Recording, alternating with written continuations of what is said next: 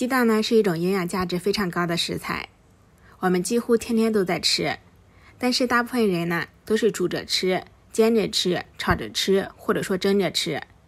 今天呢分享一个更简单、快速、更营养的吃法。首先准备鸡蛋，一个人1个鸡蛋就可以了。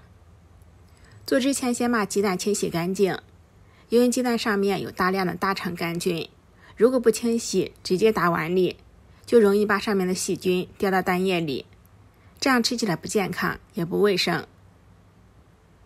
洗净之后再打入小碗中，1碗1个鸡蛋，再用筷子把鸡蛋充分的搅散，这里一定要充分的搅开搅散。再加入刚刚烧开的开水，水是刚刚烧开的接近100度的沸水才可以。我们可以看到鸡蛋都变成蛋花飘起来了，上面呢再盖上盖子焖上2分钟，这样鸡蛋会熟得更透，吃起来也更放心。我们看一下，鸡蛋全部都变成了鸡蛋花，这就表明鸡蛋都已经熟透了。再加几滴小磨香油，油不要加太多，加入香油之后更营养健康。再根据个人口味加入盐或者说糖，糖呢可以用白糖也可以用红糖，用红糖会更加营养健康。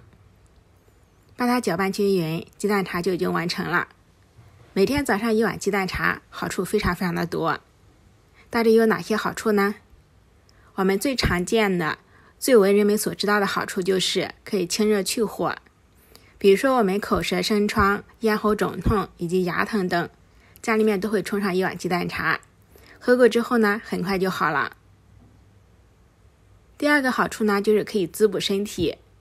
因为鸡蛋茶的主要原料是鸡蛋，鸡蛋含有丰富的蛋白质、脂肪，还有多种微量元素，可以促进身体的代谢，可以缓解身体的虚弱。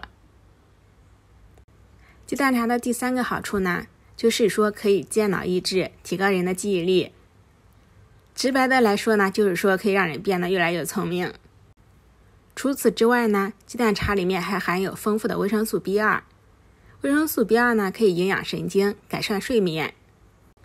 从这以上几点呢，我们可以看到喝鸡蛋茶是非常营养健康的，而且做法简单快速，开水一冲，3分钟就可以喝了。我们可以直接当早餐，简单营养，好喝又饱腹，喜欢就试试吧。